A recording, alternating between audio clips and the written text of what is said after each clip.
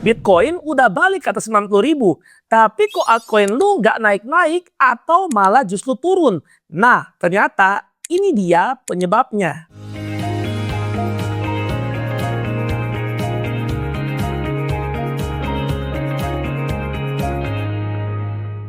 Hai, gua dengan Eko, seorang crypto edukator yang sudah 4 tahun ada di industri ini. Setiap minggunya gua akan share insight-insight menarik biar kalian bisa makin jago investasi dan biar buka peluang bagi kalian supaya bisa menghasilkan profit di industri ini. Jangan lupa subscribe dan tekan tombol lonceng supaya kalian nggak ketinggalan video-video terbaru dari gua. Video ini dipersembahkan oleh Facet. Facet adalah crypto exchange yang sudah mendapatkan Syariah Compliance Certificate dari Amanah Advisor. So, semua produk dan layanan mereka dipastikan halal dan juga memenuhi kriteria syariah. Selain itu, biaya transaksi di Facet itu murah banget ya guys. Dan juga ada gratis biaya deposit. So, pastikan kalian cek Facet sekarang. So, kita masuk aja langsung ke chapter 1. Apa itu altcoin? So, basically, altcoin adalah semua jenis aset kripto selain daripada Bitcoin.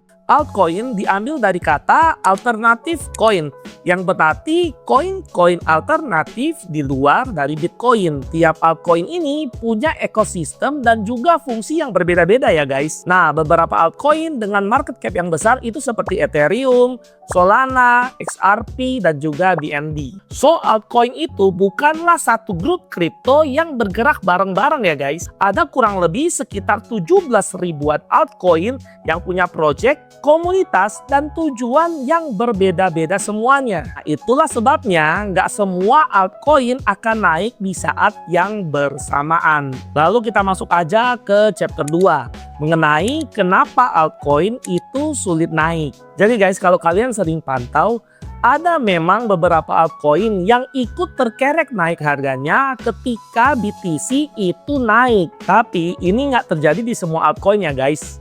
Ada beberapa altcoin yang ketika BTC naik, harganya ya di situ-situ aja, stagnan atau malah justru turun. Nah, setelah gua riset mendalam, ternyata setidaknya 3 alasan ini adalah penyebab kenapa altcoin itu sulit naik. Alasan pertama, karena Bitcoin dominance yang masih tinggi. Jadi guys, ketika BTC dominance atau pangsa pasar Bitcoin terhadap semua aset kripto itu masih tinggi-tingginya, maka semua aliran dana di market kripto itu akan terfokus dulu ke market Bitcoin. Penyebabnya karena investor akan kurangi dulu resiko untuk masuk ke altcoin. Karena ya Bitcoin lagi naik-naiknya. Nanti ketika harga Bitcoin itu sudah all time high atau high lebih tinggi dari high yang sebelumnya, lalu Bitcoin dominance-nya turun atau berbalik arah, barulah orang-orang mulai akan masukkan aliran dananya ke dalam altcoin. Alasan kedua, karena belum ada narasi khusus di altcoin. Jadi guys, berbeda dengan Bitcoin yang harganya itu sangat terpengaruh dengan hal-hal yang bersifat makroekonomi seperti ETF, suku bunga, dan safe haven. Altcoin di sisi lain itu perlu cerita tertentu supaya harganya bisa naik. Jadi guys, jika belum ada satu tren atau narasi tertentu, maka altcoin itu sulit banget mendapatkan perhatian dari investor. Pengalaman gua dari 4 tahun belakangan ini ketika gua masuk ke market kripto, selalu ada aja narasi atau tren di setiap tahunnya yang membuat harga dari altcoin di narasi tersebut itu bisa naik. Misalnya aja di 2021, ketika NFT dan Metaverse menjadi sebuah tren besar yang membuat retail itu masuk semua ke altcoin. Sehingga membuat harga-harga dari altcoin di narasi tersebut ikutan naik. Nah, beberapa altcoin yang ada di narasi tersebut seperti Axie Infinity, Decentraland, serta Sandbox. Nah, di 2022 tidak ada terlalu banyak narasi yang mendominasi karena kejatuhan dari Terra Luna serta stablecoin-nya UST. Dan nggak juga lupa mengenai hancurnya exchange besar yaitu FTX. sehingga membuat orang-orang sadar terhadap pentingnya self-custody di dunia kripto. Lanjut ke 2023, ada narasi mengenai AI dan juga layer 2 dari Ethereum dengan fokus utama ke skalabilitas serta tokenisasi di real world asset. Nah, token-token yang ikutan naik pada narasi ini antara lain ada Fetch.ai, lalu ada Arbitrum, serta Polygon Matic. Nggak mau kalah juga, ketika Bitcoin ETF disetujui di 2024, banyak banget institusi yang masuk ke Bitcoin, serta sempat hype juga Bitcoin Layer 2. Dan juga Ethereum itu mulai melakukan inovasi dengan narasi baru bernama restaking. Nah, token-token yang ada di narasi restaking ini antara lain ada Lido dan juga Eigenlayer.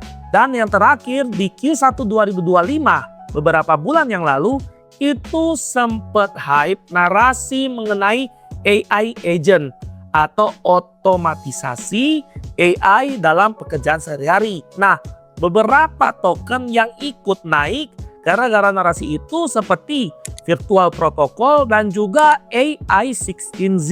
Lalu alasan yang ketiga, karena sentimen pasar masih hati-hati. Jadi guys, ketika Bitcoin naik, tidak serta-merta semua investor percaya kalau bull run sudah dimulai. Banyak juga yang masih pesimis dan justru berhati-hati. Jangan-jangan ini hanyalah bull trap atau jebakan deadman supaya mereka masuk di pucuk lalu market bisa dam lagi. Apalagi melihat situasi global seperti saat ini, di mana masih terjadi perang dagang dan juga perang tarif, terutama oleh negara-negara besar seperti Amerika dan juga China. Lalu yang terakhir kita akan bahas di chapter ketiga mengenai alt season, sebuah momen yang ditunggu-tunggu investor altcoin. Jadi guys, seperti yang dibahas pada chapter kedua, bahwa salah satu penyebab altcoin itu sulit naik yaitu karena BTC dominance-nya itu sangat tinggi dan masih menguasai market. Akan tetapi guys, kondisi ini nggak akan berlangsung terus-menerus atau selamanya ya. Ketika dominasi dari Bitcoin ini menurun, entah itu penyebabnya gara-gara situasi global yang terjadi, atau apakah harga all time high dari Bitcoin itu tertembus lalu market melakukan koreksi, apapun itu ya penyebabnya guys. Tapi ketika dominasi itu berbalik arah atau turun, maka aliran-aliran dana yang awalnya fokus ke Bitcoin itu akan mulai berpindah ke market altcoin. Tapi tentu aja ya step by step. Mulai dari altcoin yang bermarket cap terbesar di dunia, yaitu Ethereum, lalu mulai masuk ke altcoin-altcoin yang market cap-nya juga cukup besar, seperti BNB, XRP, dan juga Solana, lalu mulai akan terbagi-bagi ke banyak altcoin-altcoin baik sedang maupun kecil. Nah, ketika ini terjadi, inilah momen yang dinamakan oleh kita sebagai alt season atau altcoin season, di mana altcoin ini mengalami lonjakan harga yang luar biasa, bahkan seringkali mengalahkan performa dari Bitcoin.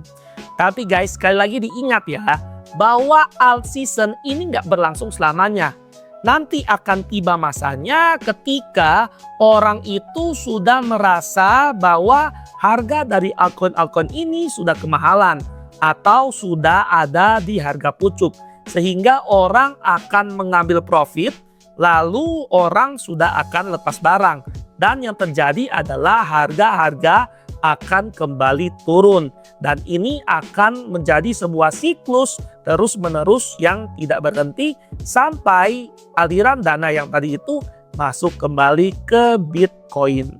Nah, kabar gembiranya guys, kalian nggak perlu nunggu sampai alt season buat kalian mulai investasi ke altcoin, karena nggak ada satupun yang tahu kapan alt season terjadi. Saran gua sih, mending kalian lakukan strategi dollar cost averaging seperti yang gua sampaikan di video-video sebelumnya ke altcoin-altcoin dengan market cap besar.